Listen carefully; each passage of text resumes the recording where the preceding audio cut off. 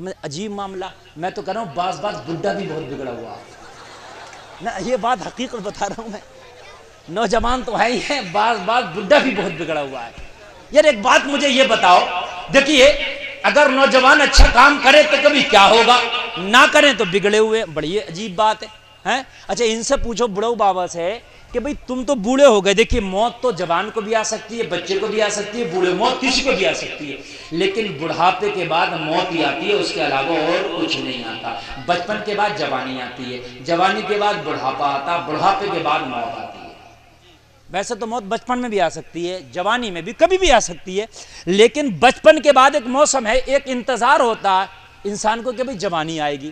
جوانی کے بعد ایک انتظار ہوتا ہے کہ بڑھاپا آئے گا. بڑھاپے کے بعد تو کوئی موسم نہیں آتا. بولو ہے کہ نہیں ہے؟ نہیں آتا. بعض اوقات دیکھا جاتا ہے کہ بوڑھے ہو گئے, پوتی پوتا کے ہو گئے, پھر بھی یار مسجد میں جانے کے لیے تیار نہیں ہے, پھر بھی نماز پڑھنے کے لیے تیار نہیں ہے. مجھے بتاؤ لوگوں, اب کون سا موسم آئے گا؟ اب کون سا وہ موسم آئے گا کہ جس میں تم اللہ کی طرف پلٹو گے؟ اب وہ کون سا موسم آئے گا جس دن تم مسجدوں کا رخ کرو گے؟ مجھے بتاؤ اب وہ کون سا موسم آئے گا کہ جس دن تم اپنے رب کو راضی کرو گے؟ اب وہ کون سا وقت آئے گا کہ اپنے رب کی بارگاہ میں تم اپنے سر کو جھکاؤ گے؟ مجھے بتاؤ اب کون سا موسم آئے گا؟ بڑھاپے میں کون سی تمنا لے کے گھوم رہے ہو؟ مجھے بتاؤ بڑھاپے میں بھی کون سے شوق لے کے گھوم رہے ہو؟ یار کہتے ہوئے بھی بڑا افسوس لگتا ہے. بعض آدمی بوڑھا ہو جاتا ہے لیکن اس کی عادت نہیں جاتی. اگر جھوٹ بولتا تھا جوانی میں تو بڑھاپے تک جھوٹ ہی بول رہا. او یار تو توبہ کب کرے گا؟ بڑھاپے کے بعد صرف تیرا موسم ایک ہی آئے گا, وہ موت کا موسم آئے گا. مجھے بتا, اگر جوانی میں لوگوں کے ساتھ دلالی کرتا تھا نا تو بڑھاپے میں بھی دلالی کرتا نظر آ رہا. میں نے دیکھا نا بوڑھا آدمی اگر جوانی میں تاش کھیلتا تھا نا تو بڑھاپے میں بھی تاش کھیل رہا, بلکہ اسے تاش کا بادشاہ سمجھتے ہیں. بھائی یہ تو بڑے تجربہ کار کھلاڑی ہے, اسے آگے بٹھا لو. آگے بیٹھا ہوتا یہ کھڑوس, آگے بیٹھ کے کھیل رہا ہوتا کہ بھائی یہ بہت اچھے ہاتھ دکھائے گا.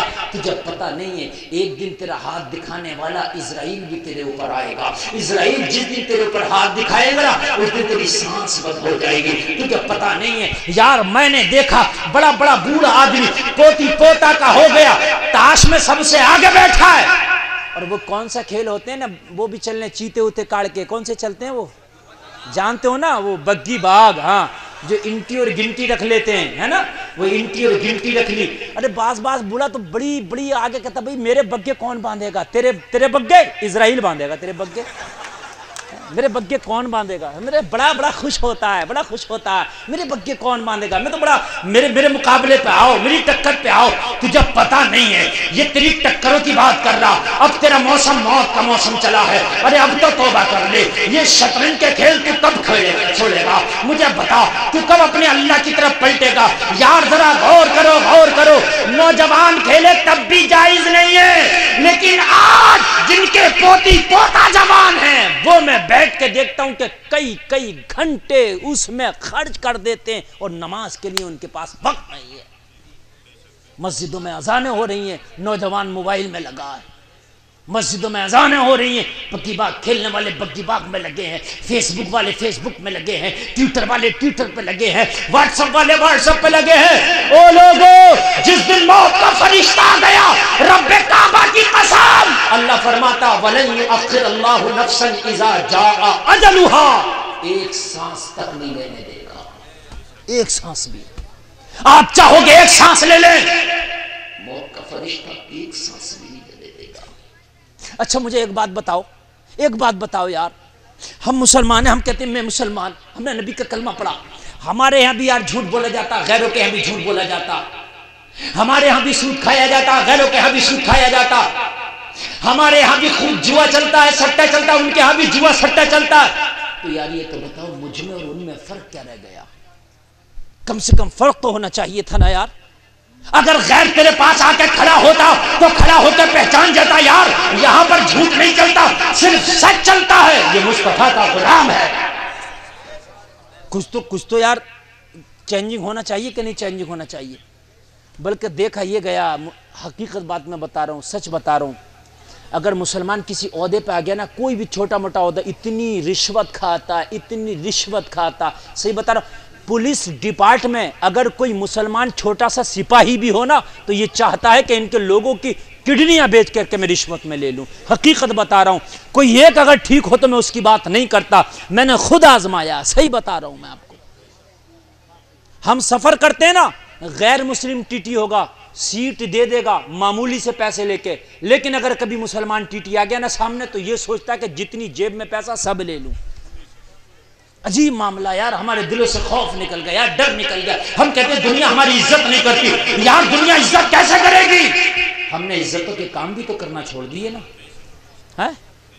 میں آپ کو بتاؤں، قربان جاؤ مصطفیٰ کی زندگی پر، میرے مصطفیٰ کے دیوانے مستانے فرزانے نبی کے عاشق صحابہ کرام نبی کی بارگاہ میں حاضر ہوئے، عرض کرنے لگے آقا کل جو ہم جنگ سے آئے نا واپس، تو اس جنگ سے ایک کافر کی لڑکی کو بندی بنا کے لائے، قیدی بنا کے لائے۔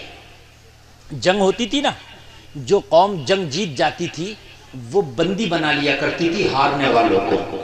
صحابہ نے ایک کافر کی لڑکی کو بندی بنا لیا، جنگی قیدی بنا لیا۔ آقا دشمن کی بیٹی ہے جو ہماری قید میں، یا رسول اللہ اس کے ساتھ کیا کیا جائے؟ او جلسے میں آنے والوں، تمہارے نبی کا کردار ہے، تمہارے نبی کا اخلاق لاجواب ہے۔ آمینہ کے لال نے فرمایا دشمن کی بیٹی ہے، سب سے پہلے اسے پردہ دو، کھانا دو، پانی پلاؤ، اچھا بستر دو، اس کی عزت کرو، عزت کرو۔ عرض کی آقا وہ تو دشمن کی بیٹی ہے۔ نبی نے فرمایا بیٹی کسی کی بھی ہو، محمد کی نظر میں بیٹی بیٹی ہوتی ہے۔ ذرا بولو نا سبحان اللہ۔ بیٹی کسی کی بھی ہو، محمد کی نظر میں بیٹی بیٹی ہوتی ہے۔ صحابہ کو حکم ملا، فوراً جھٹ پٹ گئے، جا کر کہا بہن تجھے کپڑا چاہیے کپڑا لو، چادر چاہیے چادر لو، پانی چاہیے پانی پیو، کھانا چاہیے کھانا کھاؤ، آرام کرنا ہے بستر لو۔ یہاں پہ اب تم محفوظ ہو، تمہاری عزت محفوظ ہے، تمہارا کوئی بال بھی بیکا نہیں کر سکتا، تمہارے اوپر کوئی بھی بات نہیں کر سکتا، تمہارے اوپر کوئی نظر اٹھا کے تک نہیں دیکھ سکتا۔ کیوں؟ اس لیے کہ تم محمد کے دامن کی شیتل چھایا میں آ گئی ہو، یہاں پر اب تم محفوظ ہو۔ اللہ اللہ، دشمن کی لڑکی، اکیلی لڑکی ہے، تنہا لڑکی ہے۔ آج تو ہمارے معاشرے کا حال یہاں تک بگڑ گیا ہے، ہم اپنے معاشرے کو دیکھیں نا تو شادیاں ہوتی ہیں، جہاں مرد ہیں وہیں پر عورتیں ہیں، جہاں پر عورتیں ہیں وہیں پر مرد ہیں۔ تم دیکھتے شادی کیا ہو رہی ہے، عجیب گنڈا گردی ہو رہی ہے، جہاں پر عورتیں کھانا کھا رہی ہیں وہی نوجوان کھڑے ہیں۔ لوگوں ذرا مجھے بتاؤ تو یہ کیا ہو رہا ہے؟ یہ کس طرح کا آج تم نے معاشرہ بنایا ہے؟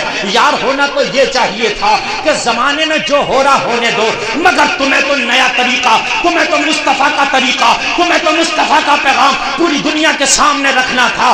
صحابہ نے کہا او بیٹی تجھے ٹینشن لینے کی ضرورت نہیں ہے، اس لیے کہ تو اس وقت محمد کی شیتل چھایا میں آ گئی ہے۔ کہنے لگی او لوگو اسی محمد کی بات کر رہے ہو کہ جس سے ہم جنگ کرتے ہیں؟ ہاں ہاں میں اسی محمد کی بات کر رہا ہوں۔ کہنے لگے ہمارے گھر والے، میری قوم کے لوگ تو محمد کو بہت برا کہتے ہیں، لیکن آج دیکھ کے پتا چلا محمد برے نہیں ہے، جب ان کا کردار اتنا اچھا ہے تو ان کا پروردگار کتنا اچھا ہوگا۔ کہنے لگی ایک کام کرو نا، مجھے اس محمد سے ملاقات کرا دو نا، چہرہ دکھا دو نا، مکھڑا دکھا دو نا، ایک بار ان کی زیارت کرنا چاہتی ہوں، ان کی ملاقات کرنا چاہتی ہوں، ان کے پاس جانا چاہتی ہوں۔ ذرا غور کرنا، صحابہ کرام نے پکڑا اس بیٹی کو، میرے نبی کی بارگاہ میں جا کے کھڑا کر دیا، یہ ہے مصطفیٰ، یہ ہے رحمت والے نبی، یہ ہے برکت والے نبی، یہ ہے نبیوں کے نبی، یہ ہے مدینے کے تاجدار محمد الرسول اللہ۔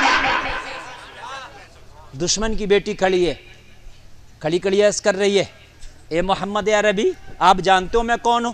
میرے نبی نے فرمایا تو بیٹی ہے، لڑکی ہے۔ کہنے لگی میں لڑکی ضرور ہوں مگر آپ کے دشمن کی لڑکی ہوں، آپ میرے ساتھ مہمانوں والا سلوک کیوں کر رہے ہیں؟ میرے نبی نے فرمایا میں تو دشمنوں کو بھی گلے سے لگاتا ہوں، میرا تو کردار ہی ایسا، میرا تو اخلاق ہی ایسا ہے۔ کہنے لگی زمانہ پہ دشمن کی بیٹی کے ساتھ بدسلوکی کرتا ہے، نبی نے فرمایا میں تو بیٹیوں کو عزت دینے آیا ہوں، میں تو عزتوں کے تاج پہنانے آیا ہوں۔ ہائے ہائے ہائے، میرے نبی نے فرمایا تو جنگی قیدی ہے، تجھے جنگ میں قیدی بنا کے لایا گیا، پھر بھی میرا دل اتنا بڑا ہے، اب بھی تو جو چاہے وہ مانگ لے، تجھے عطا کر دیا جائے گا۔ ذرا زور سے بولو سبحان اللہ۔